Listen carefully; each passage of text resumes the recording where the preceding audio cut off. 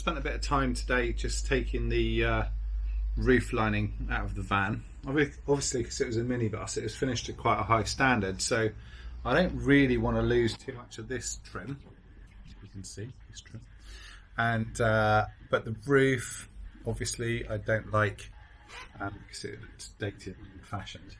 A lot of this is going to be hidden behind the cupboards and the beds, with just a little bit showing in between the door pillars. I don't know, maybe I'll paint it. I'll have to think about that and see what I'm going to do later. I've looked into the ceiling though, and what was behind there. There was some insulation on there. I've pulled off all the mastic that was holding all the foam on, but it basically had a layer of polystyrene across the whole of the ceiling. Maybe I should have left that on there, but I've looked down the panels, these side panels, and they're actually covered the same thing. So I'm going to leave that, because apart from anything, there's quite a lot of work in removing all this plastic trim. What are you actually going to gain, you know, between that and Rockwool or something? Maybe a bit, but at the end of the day, like any house, most of the heat is lost through the roof, the ceiling, and also obviously it will stop it getting too hot if I insulate this properly, because it will bounce. I'm hoping it will bounce the heat back. A combination with that and the window tints and what have you. It's a very hot day here, and it's not unbearable in this van. I'm very fortunate this bus was previously insulated, as it was a minibus. I think that's probably why it's been done. Saved me a lot of work. I'm just starting to put the battens up for my roofing. So I've got 4 pieces to put in. I'm hoping that the cladding will still go under the front here. We'll see what happens with that when we get around to it.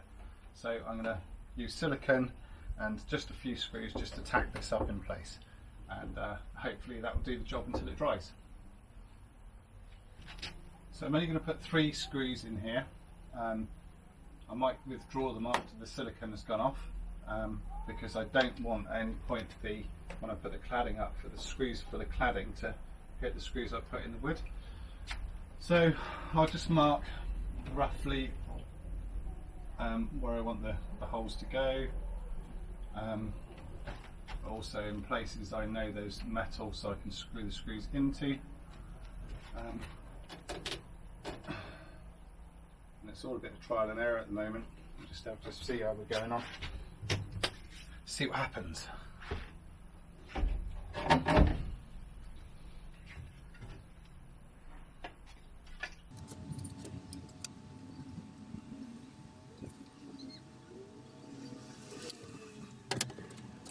So it wedges these side panels back. I can still pull them down to get to any wiring I need to do in the future. I've set my drill bit so it won't go through the roof, which is quite handy.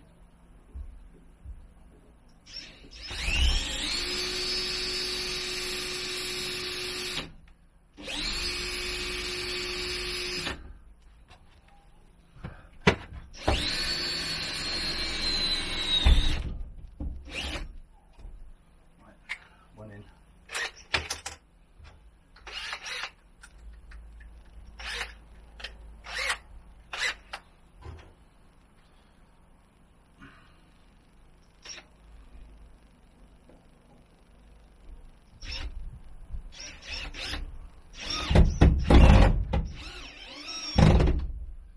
That's not going anywhere.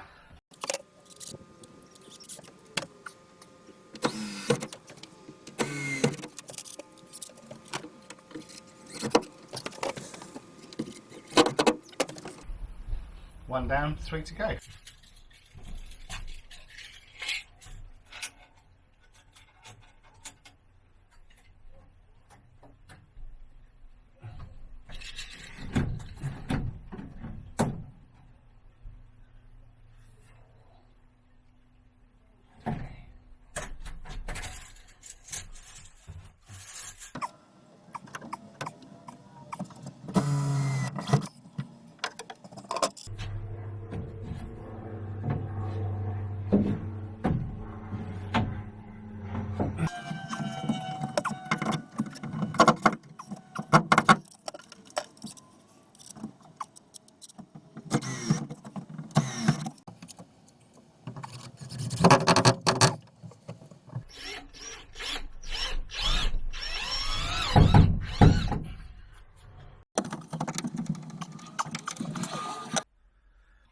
Okay, so the battens are all in. What's quite nice about it is it shows off the deflection in the roof. So you can see it curves very slightly down towards the end. My plan is now to use the lip at this end to support the wood as it goes into here, which it should do along that edge, and then I can secure to every batten as I go along. I wasn't going to use panel pins, but I think that's the way I'm going to go. It makes a lot more sense. It's going to be a lot neater, but I'm going to secure the last few panels in with screws because I want to be able to get to this for now. I want to be able to get to the wiring at the moment, so that's what I'm going to do. Just use panel pins, nice and neat, nice and simple, and hopefully it should look pretty good.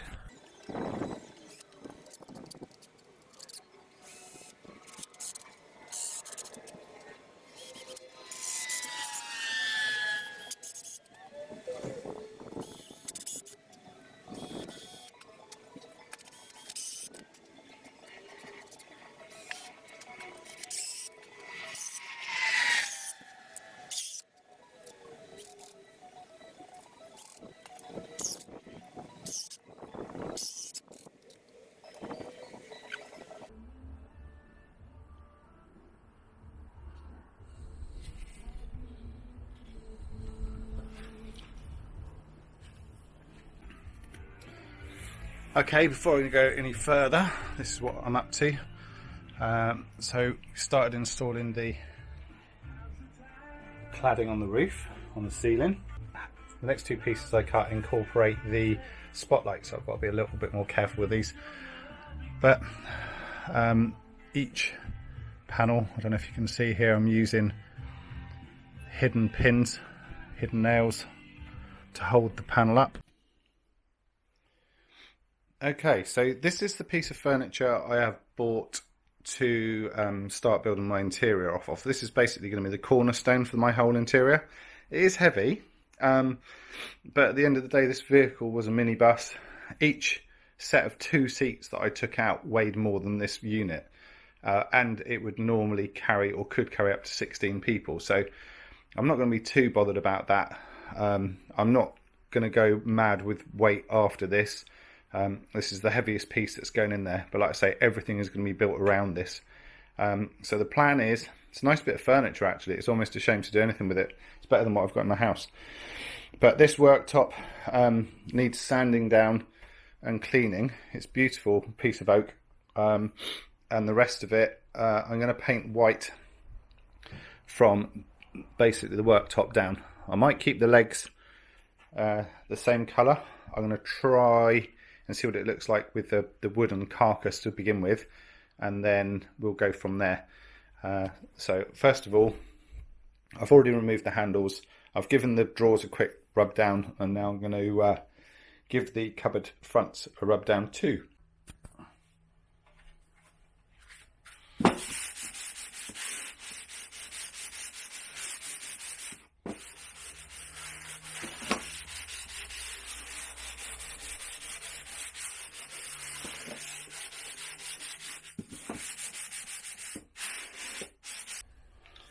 So I've rubbed down the front of these cupboard doors, and now I'm masking them up. I basically want a really professional appearance to the to these cupboards.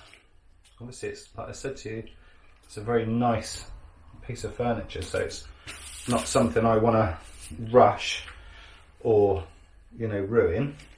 So what I'm doing is I'm basically masking off the backs of the doors, because I want the backs of the doors to remain wood colour, just for a bit of contrast. Also saves a bit of paint if you want to look at it that way, but you know, I think it will look really nice if they're wood on the inside. So I'm masking up the backs of the doors right to the very edge, because I want to paint the edges of the doors, and I think, like I say, it will look very cool and expensive if each piece is masked off.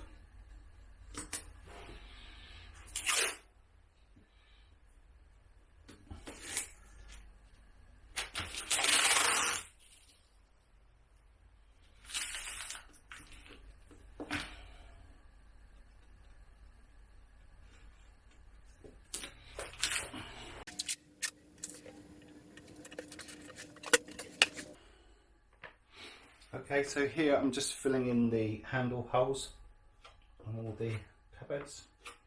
This is just car body filler, and I don't know why people don't use car body filler. There might be a reason for it, but what I find is it's very, very quick to dry, obviously. It's very hard and it sticks really well.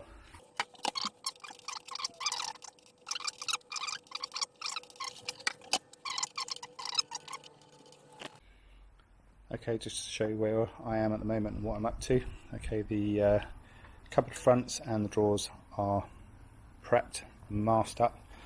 The holes have been filled for the handles because obviously I'm getting new handles, and now they're ready for a coat of paint with my compressor. And I'm using a one coat paint, so no primer required. I've given the panels a wipe over with degreaser and ready to go.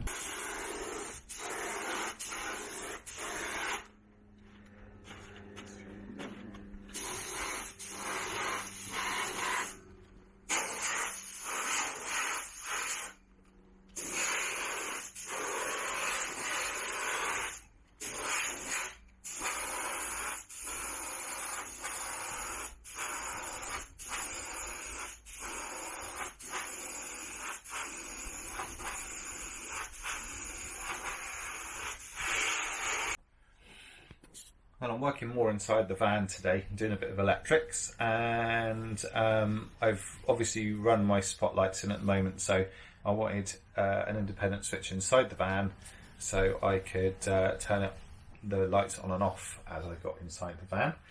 There's an isolator on the dashboard from all this. It runs straight off the battery with a fuse, and I've bought some electrical bits and pieces to add inside. So these are the little pieces I've bought because these are the things that I thought would be quite useful to have by the front door. I've got this I really wanted, and in the van I'll have another one at the back off the leisure battery, because my lights are running off my van battery. Obviously I need to keep an eye on the voltage, so the first thing I'm going to put in line is a little voltage meter. Then I've got a USB charger, or 2 USB points. I've got a switch, obviously, so I can turn the interior light on and off. And then I've got a 12 volt socket, which isn't very pretty, but if you ever want to inflate an airbed, then you need one of those. So all pretty useful stuff. A lot of the electrics in my van are going to run off a leisure battery and a solar panel eventually, but at the moment, until I get that, I'm going to use my van battery.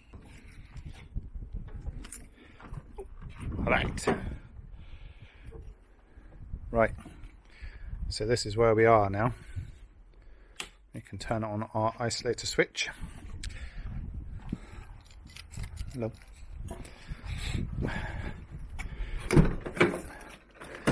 Okay, our ceiling is now complete. So all the edges are all neat. I've curved it all round the door slider, and then it goes all up above this forward storage compartment, which is going to be doors in front of that, and then all the way to the back. And then on the ceiling we've got our 6 lovely spotlights, which are cool white, because I wanted some decent light in here for the night time. And then wired in, we have our little instrument panel. So we've got our voltage, we've got a 12 volt socket, and we've got 2 USB points, and then we've got a switch here just inside the door for our lights. Hooray!